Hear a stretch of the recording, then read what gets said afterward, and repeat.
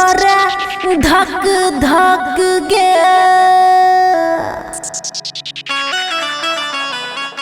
जब पिचकारी से कल कई टच गे हे गई ओढ़नी में हाँ ओढ़नी में छोरा रंग चुए लग गई ओढ़नी में हाँ ओढ़नी में छोरा रंग चुए लग गई ओढ़नी में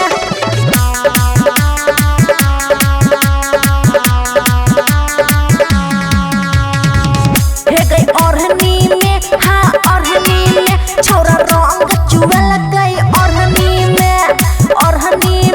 हाँ ओढ़नी में छोरा रंग चुए लग गई ओढ़नी में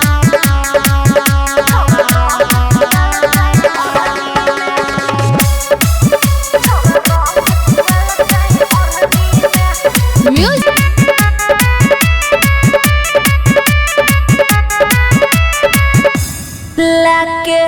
अबीर गुलाल गे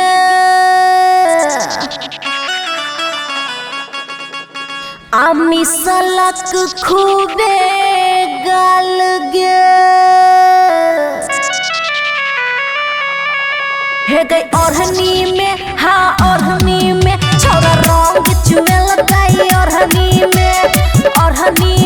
हाँ ओढ़नी में छोरा रंग चुए लग गई ओढ़नी में